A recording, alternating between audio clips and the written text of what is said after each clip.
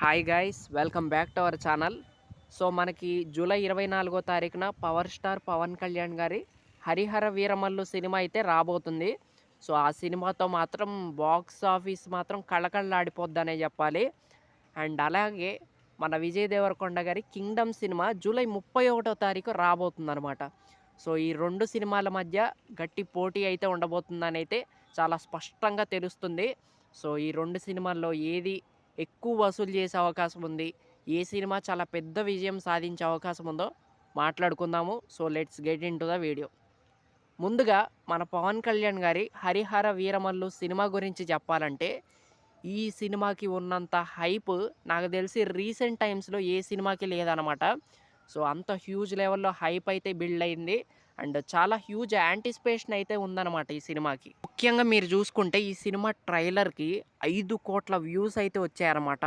అసలు మామూలు వ్యూస్ కాదది. అండ్ చాలా భారీ సంఖ్యలో చూసారనమాట ఆ ట్రైలర్‌ని. సో దాన్ని బట్టి మీరు అర్థం చేసుకోవచ్చు ఈ సినిమాకి ఏ రేంజ్‌లో హైప్ ఉందో. అండ్ ముందుగా ఈ సినిమాకి ప్లస్ వచ్చేసి మన పవర్ స్టార్ గారే అనమాట ఆబ్వియస్లీ. సో తనకి బీభత్సమైన క్రేజ్ ఉంటుంది తెలుగు స్టేట్స్‌లో.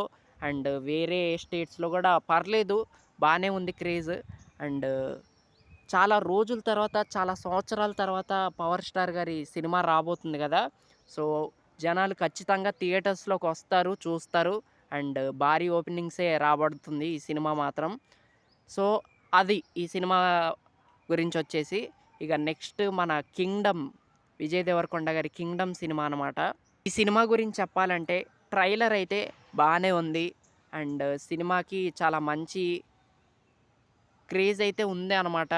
ఎందుకంటే ఈ సినిమా గురించి విజయ్ దేవరకొండ గారి ఫ్యాన్స్ చాలా గట్టిగానే వెయిట్ చేస్తున్నారని కూడా చెప్పుకోవచ్చు.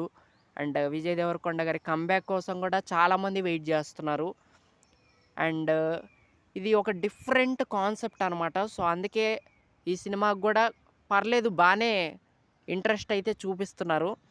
బట్ ఒకటే మైనస్ ఏంటంటే ఈ సినిమా హిందీలో రిలీజ్ చేయట్లేదు. సో కలెక్షన్స్‌కి కొంచెం మైనస్ అయితే ఉంటుందన్నమాట. వసూళ్ళ పరంగా కొంచెం తక్కువ వసూళ్ళు సాధించే అవకాశం అయితే ఉంటుంది.